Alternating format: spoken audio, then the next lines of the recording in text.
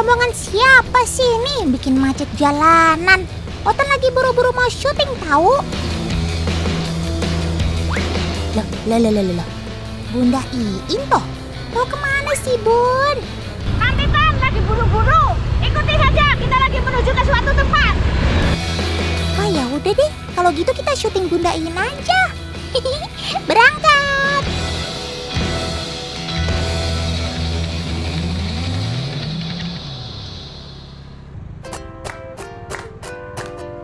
Walah, Ratu Venom kali ini lagi coba main merpati kolong, teman.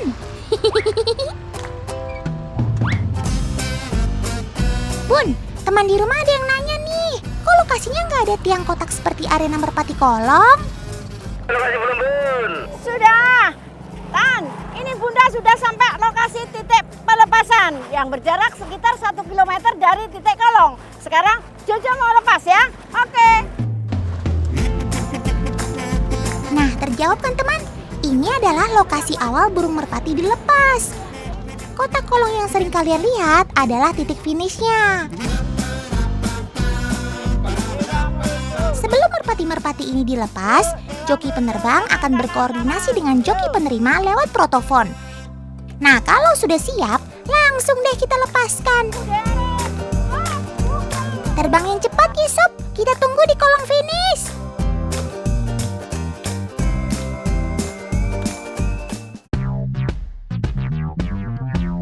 Nah ini nih, permainan merpati kolong yang disukai hampir lintas usia.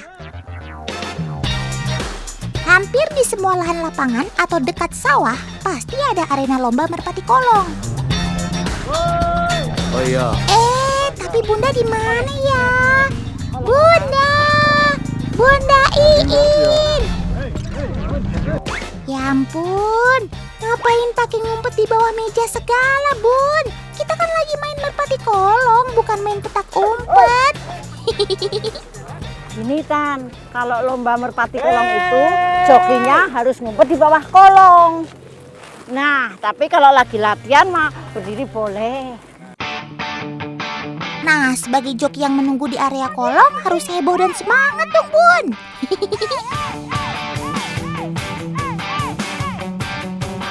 Saat merpati jantan sudah terlihat dari kejauhan, maka joki akan menggeber si betina untuk memberi tanda di mana penerbang harus mendarat. Tan, dalam lomba merpati kolong ini, selain harus masuk di kotak kolong, si jantan harus mendarat tepat di atas betinanya. Kalau sampai jatuh, berarti kalah. Tepat sekali. Bukan sekedar mencari yang tercepat sampai di kolong finish.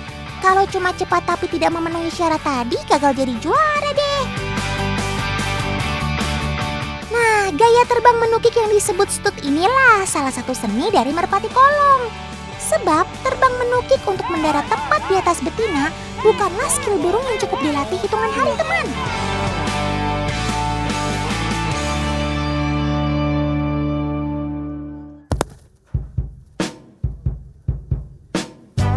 Bunda, tahu nggak sih kalau merpati bisa mendeteksi warna dengan baik? Masa sih Tan? Daripada kita penasaran, Bunda mau bikin percobaan aja. Let's go!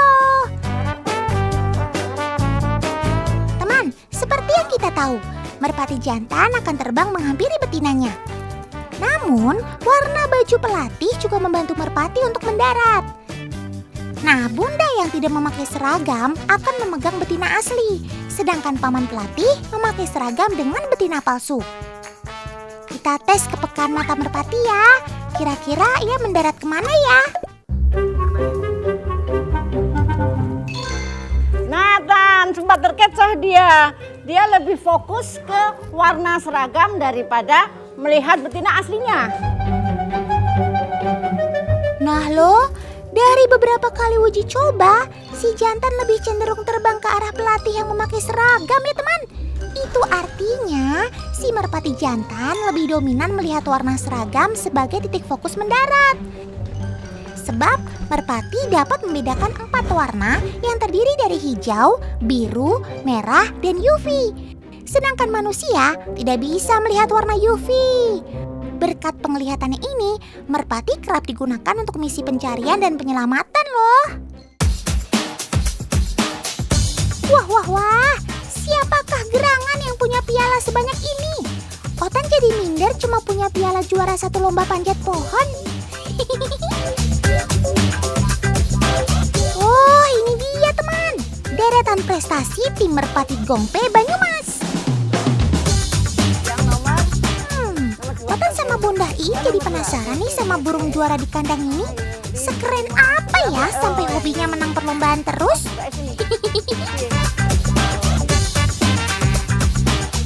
Ini kan juaranya, ini si Rindu, maskot dari tim 08 Gongpe. Dia sudah 20 kali menyandang juara, bahkan juara nasional. Hebat kan Tan? Nih Rindu. Oh, ini dia yang namanya Rindu. Meski umurnya sudah 5 tahun dan memasuki masa pensiun, tapi di kejuaraan nasional beberapa bulan lalu, Rindu masih berhasil membawa pulang piala juara 1 loh. Ya ampun, saking terpesonanya lihat Rindu, Bunda Iin jadi lupa nih harus lanjut masukin merpati yang sedang dijemur.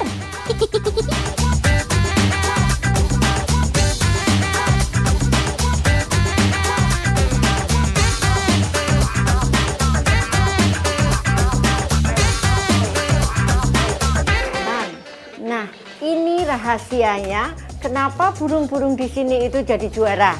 Karena kandangnya bersih, rapi, dan sehat.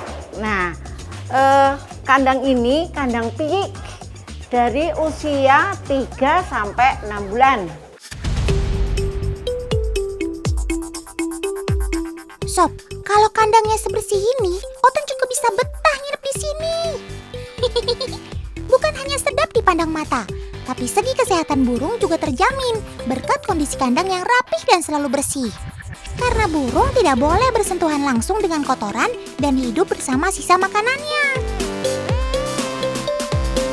Oh iya, kandang umbaran ini berisi merpati remaja dengan rentang usia 3 sampai 6 bulan.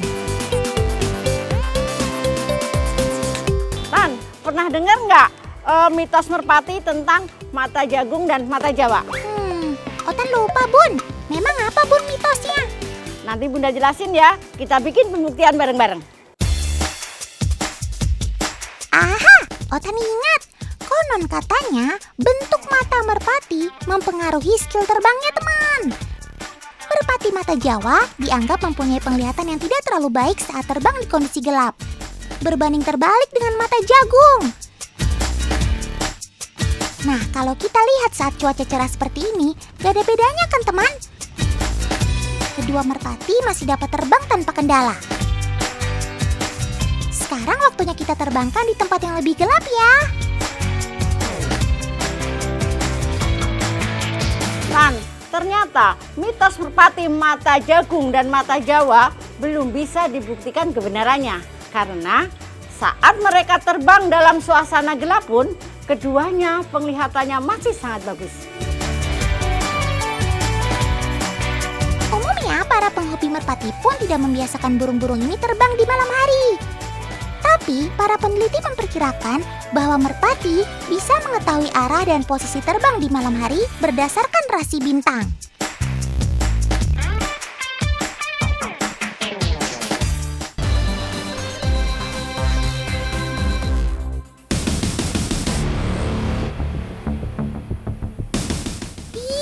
Amit-amit, ada kobra!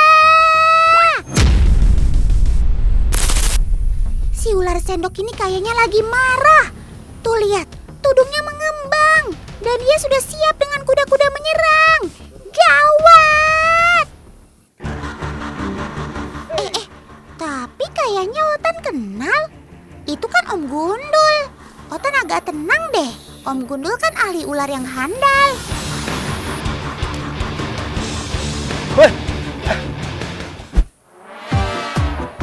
Wah, Om Gundul harus ekstra hati-hati nih.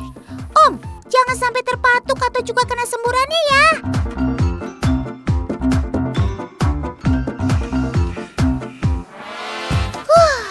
Dalam satu gerak jitu, ular berhasil dibekuk. Om, ini Otan di sini. Otan. Ini Om Gundul kan? Bukan, suap petualang ini. Ada ular naga yang telah mengganggu warga Otan ini. Walah, usut punya usut. Ternyata ular inilah yang sering meresahkan warga. Banyak warga yang melihat penampakannya di dekat sini. Mereka kemudian meminta Pak Suwa untuk bertindak. Pak Suwa memang dikenal sebagai ahli dan pecinta reptil. Ia sering dimintai tolong jika ada gangguan hewan-hewan berbahaya. Seperti misalnya si ular kobra ini.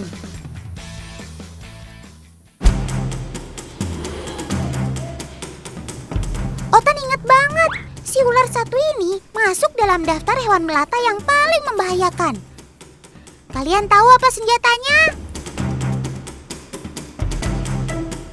Yap, salah satunya semburannya. Saat merasa terancam, selain menggigit, ular kobra juga akan menyemburkan bisanya. Nah, ngomong-ngomong tentang semburannya, ternyata ia tidak sembarangan menyembur loh. Sekarang perhatikan yang satu ini ya.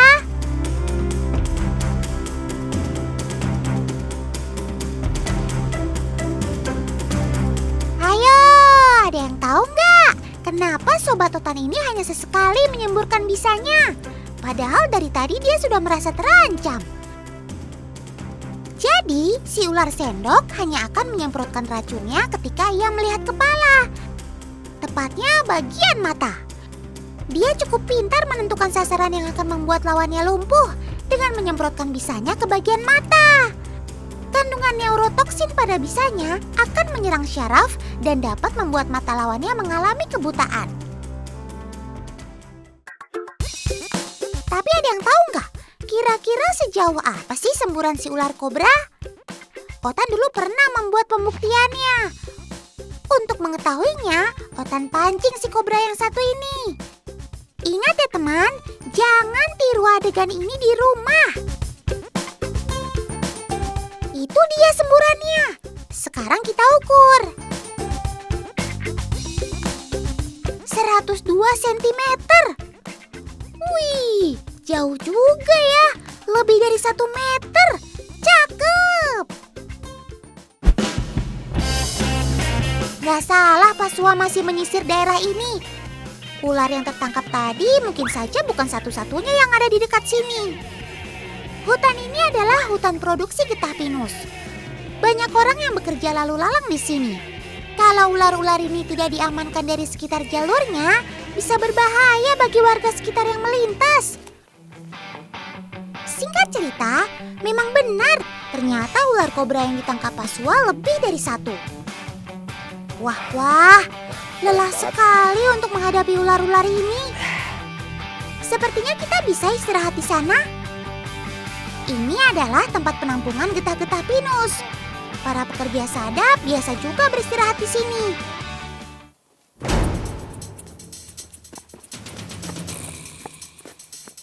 Woi,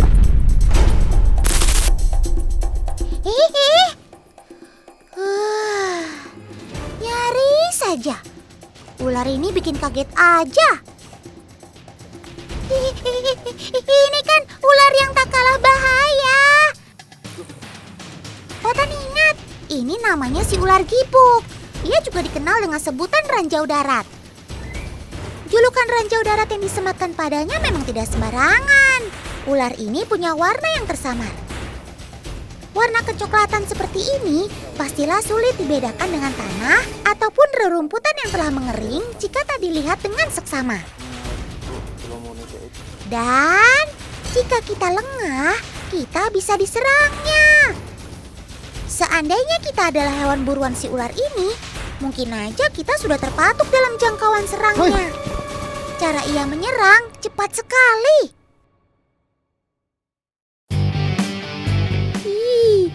Lihat, wajahnya aja bengis banget. Ular dengan kepala berbentuk segitiga seperti ini patut kita waspadai ya teman. Ular ini berbisa tinggi. Gigitan ular gibuk atau ular tanah sangat menyakitkan. bisa menimbulkan pembengkakan dan kadang-kadang menyebabkan kematian jaringan pada korbannya. Meskipun jarang terjadi gigitan yang fatal, namun banyak korbannya yang mengalami kerusakan anggota badan. Bahkan harus diamputasi. Ih, seram. Untung saja Pak Sua selalu memakai sepatu boot yang tinggi seperti ini. Lihat sendiri kan tadi, jangkauan serang ular ini cukup tinggi. Setidaknya dengan memakai sepatu boot saat memasuki hutan atau kebun, kita dapat terhindar dari serangan si ular sawah ini. Nah, sudah terdengar suara-suara deru air. Tandanya mata air sudah dekat.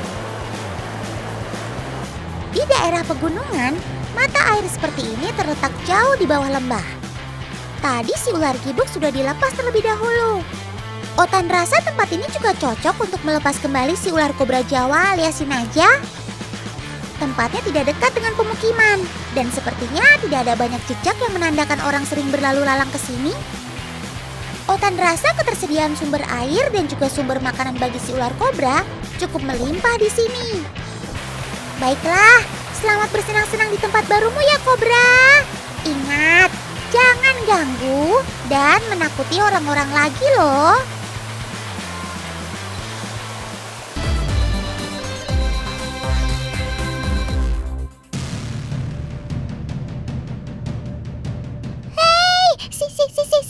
Siluman kucing! Gawat! Jangan culik sobat Otan! Help! Tolong! Siapapun! Otan butuh bantuan nih! Ih, ada Dora! Hei Dora! Ayo cepat tolong teman kita! Kejar penjahatnya!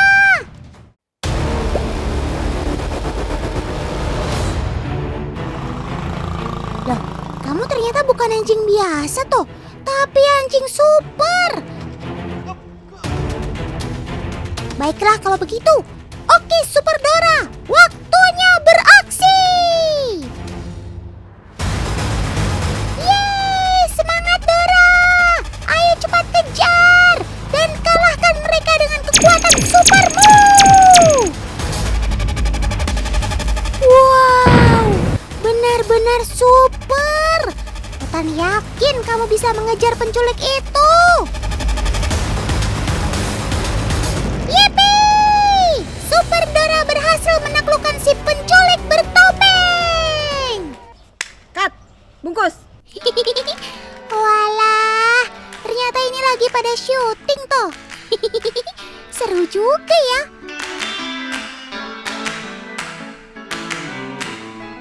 Wah, kalian pintar banget acting rupanya ya. Kirain Otan tadi itu kamu super dog beneran loh sob. Oh iya, ngomong-ngomong soal syuting, si Dora melakukan sendiri semua adegan aksinya tadi loh teman. Benar-benar tanpa editan atau animasi komputer. Cakep.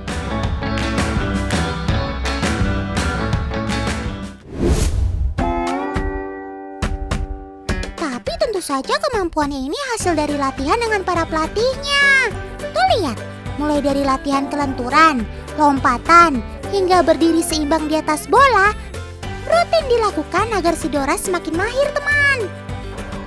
Pantes aja lompatan kamu di filmnya tadi tinggi banget sob. Bahkan kamu juga bisa melewati 2 macam rintangan, baik yang statis pakai lingkaran hula hoop maupun yang dinamis seperti tangan kakaknya. Padahal Otan lihat-lihat, badan kamu kecil loh, tapi ternyata lompatannya beneran super. Latihan seperti ini sebetulnya untuk melatih daya ingat si anjing sekaligus sambil bermain teman. Makanya kalau pakai alat-alat kayak gimbal begini, si Dora kayak nggak ada capeknya loncat-loncat. Kamu seneng banget ya sob kalau lagi diajak latihan begini? Tapi memang dasarnya si Dora juga pintar dan energik teman. Makanya buat adegan syuting kayak tadi gak masalah kalau buat Dora mah.